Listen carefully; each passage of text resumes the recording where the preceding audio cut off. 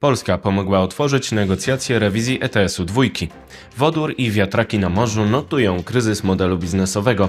Rosja jest już na ścieżce samozagłady naftowej i istnieje sposób na to, aby ją dobić. Jest 30 października 2025 roku, nazywam się Wojciech Jakubik, a to jest codzienny przegląd informacji sektora energetycznego i paliwowego Energy Drink.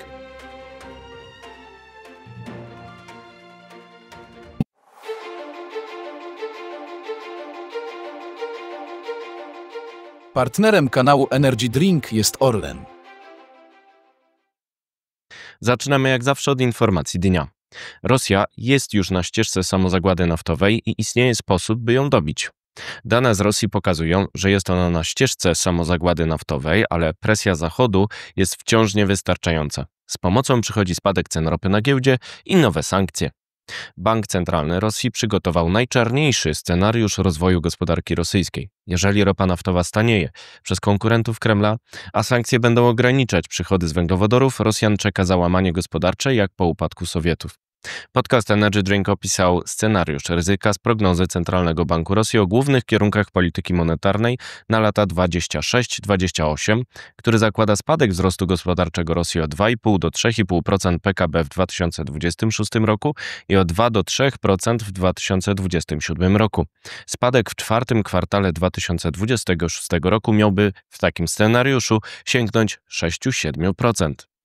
Żeby jednak doszło do takiego załamania, musiałoby dojść do pogłębienia sankcji Zachodu ograniczających przychody Rosji ze sprzedaży węglowodorów z jednej strony, a z drugiej do wzrostu konkurencji na rynku ropy ze strony dostawców nierosyjskich, czyli USA oraz krajów kartelu OPEC na czele z Arabią Saudyjską.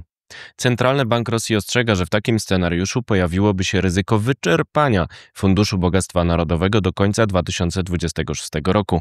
Gromadzi on przychody ze sprzedaży węglowodorów, teoretycznie na potrzeby systemu emerytalnego, ale pozwala także łatać budżet w czasie zwiększonych wydatków wojskowych. Z tego względu kluczowe wyzwanie dla Rosjan to utrzymanie rezerw Funduszu Bogactwa Narodowego. Bank Centralny Finlandii regularnie analizuje politykę fiskalną swojego rosyjskiego odpowiednika. Październikowe szacunki Finów pokazują, że rosyjska gospodarka wojenna zamierza walczyć z dziurą budżetową z pomocą pożyczek, żeby nie wyczerpać wspomnianego funduszu węglowodorowego do cna. Deficyt budżetowy ma zmaleć w przyszłym roku, ale utrzyma się w całym okresie trzyletnim, zmuszając do ograniczeń wydatków, czytamy w analizie Banku Finlandii. Deficyt zostanie całkowicie pokryty z pomocą pożyczek. Rząd rosyjski chce teraz utrzymać pozostałe środki Funduszu Bogactwa Narodowego na wypadek niespodziewanej niestabilności gospodarczej, ocenia analityczka Heli Simola z Banku Finlandii. Przypomina, że z końcem września środki płynne funduszu wynosiły 4,2 biliona rubli, czyli 2% produktu krajowego brutto. Oznacza to, że Rosjanie przepalili już 2/3 tych środków na finansowanie inwazji na Ukrainie. Plany na 2026 rok zakładają wycofanie jedynie 462 milionów i uzupełnienie 940 milionów dolarów w tym funduszu.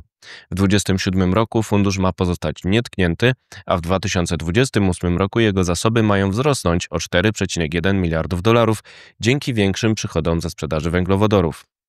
Ten rosyjski plan stabilizacji gospodarczej pomimo wojny będzie pod presją dwóch czynników wymienionych przez samych Rosjan: sankcji zachodnich oraz konkurencji na rynku ropy. Z tego względu nowe ruchy Zachodu mogą pogłębić problemy rosyjskie. Nowe sankcje USA wobec Łukoila i Rosnieftu mogą ograniczyć dodatkowo przychody ze sprzedaży ropy przez konieczność obniżki cen w celu znalezienia pośredników chętnych do wzięcia na siebie ryzyka restrykcji drugiego rzędu. Restrykcje z 19 pakietu sankcji Unii Europejskiej zakładają embargo na LNG z Rosji od 2027 roku, które pozbawi Kreml kolejnych przychodów. Propozycja legislacyjna Komisji Europejskiej, będąca obecnie przedmiotem negocjacji, zakłada zakończenie wszelkich kontraktów gazowych z Rosjanami oraz przedstawienie planów przerwania importu ropy rosyjskiej do końca 2027 roku. To przepisy, które mogą zostać utrzymane nawet w razie zniesienia sankcji. Kolejny czynnik to spadek cen ropy naftowej, który będzie zależeć od stabilności na arenie międzynarodowej, a zatem losu konfliktu na Ukrainie, w strefie Gazy i potencjalnej eskalacji wokół Tajwanu. Będzie on także zależny od równowagi popytu i podaży na rynku ropy. Z tego względu ważne zjawisko to wizja zwiększonej podaży z krajów porozumienia naftowego OPEC+, które mają spotkać się 2 listopada i według oczekiwań rynku zdecydować o dalszym luzowaniu cięć wydobycia. Administracja USA wzywa OPEC Plus do dalszego zwiększania podaży. Według Reutersa grupa zdecyduje o zwiększeniu jej o 137 tysięcy baryłek dziennie. Międzynarodowa Agencja Energii spodziewa się, cytuję, znacznej nadpodaży na przełomie roku. Saudyjczycy będą pod presją USA przed wizytą Donalda Trumpa w Riyadzie zaplanowaną na 18 listopada, a z drugiej strony muszą szukać konsensusu z Rosją, bo razem z nią są dwoma największymi producentami ropy w OPEC+. Ponadto nowe sankcje USA, które wchodzą w życie 21 listopada, mogą według Reutersa zdjąć z rynku ropę rosyjską o wolumenie co najmniej 1,5 miliona baryłek dziennie, tworząc miejsce dla konkurencji. To z kolei grunt pod nową wojnę cenową i zagrożenie spójności polityki OPEC+. Rozkład porozumienia naftowego OPEC+ byłby zaś gwoździem do trumny gospodarki wojennej Kremla. Nagły wzrost podaży z Arabii w latach 80. XX wieku obniżył cenę ropy z 30 do 10-15 dolarów, a w 2014 roku doprowadził do obniżki poniżej 40 dolarów. Obecnie baryłka Brentu utrzymuje się w okolicach 65 dolarów, a rosyjska Urals jest tańsza o około 10 dolarów. Budżet rosyjski zakłada obecnie średnią cenę w wysokości 59 dolarów. Przychody Rosjan ze sprzedaży węglowodorów we wrześniu 2025 roku spadły o 24,5%. Podsumowując, nowe sankcje Zachodu oraz przestrzeganie istniejących, a także spadek cen ropy w okolice 40 dolarów zwiększyłyby szanse na realizację najczarniejszego scenariusza rosyjskiego banku centralnego. Czas na pozostałe wieści, na początek z Polski. Co dalej z ETS-2? Sukces koalicji państw z udziałem Polski w postaci otwarcia dyskusji o reformie ETS-2 nie przesądza jeszcze o jej finale. Rada Europejska zobowiązała Komisję do przedstawienia propozycji zmian w systemie ETS-2, przekonuje Ministerstwo Klimatu w komentarzu dla Energy Drink. Postanowienia szczytu otwierają pole do rozmowy o szczegółach. W agendzie Polski niezmiennie pozostaje odsunięcie wejścia w życie ETS-2 o 3 lata i wprowadzenie mechanizmu ograniczającego wzrost cen. Kaczyński obiecuje kopalnie. Nie węgiel, tylko kochany węgiel, powiedział lider Prawa i Sprawiedliwości Jarosław Kaczyński na spotkaniu z górnikami w Katowicach podczas kongresu jego partii. Jeżeli my pójdziemy tą drogą, która w tej chwili rysuje się, aby właśnie ona była wybrana, chociaż to na pewno nie będzie łatwe, no to budujemy nowe kopalnie i odtwarzamy, zapowiedział prezes. Wyprowadzenie mocy. Polskie sieci elektroenergetyczne mają komplet decyzji potrzebnych do budowy infrastruktury wyprowadzenia mocy ze stacji Choczewo. Są one istotne z punktu widzenia dostaw energii z polskich farm wiatrowych na Morzu Bałtyckim. Oprócz tego powstaną stacja elektroenergetyczna i linie do wyprowadzenia mocy z polskiej elektrowni jądrowej planowanej na Pomorzu. Teraz wieści z Europy. Nacjonalizacja, derusyfikacja.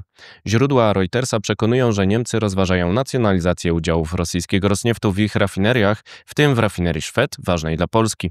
To odpowiedź na sankcje USA wobec tej firmy i sugestie Bloomberga, że Amerykanie dali Niemcom pół roku na derusyfikację. Rosnieft ma 54% akcji w PCK Schwedt. Kryzys wiatrakowy. Norweski Equinor, cytowany przez Montel, przekonuje, że model biznesowy dający w przeszłości rozwój morskiej energetyki wiatrowej duńskiego Ørstedu nie sprawdza się już w obecnych warunkach rynkowych. Equinor jest udziałowcem i dokapitalizuje Ørsted po zagrożeniu projektów wiatrowych przez politykę administracji USA. Fiasko wodorowe.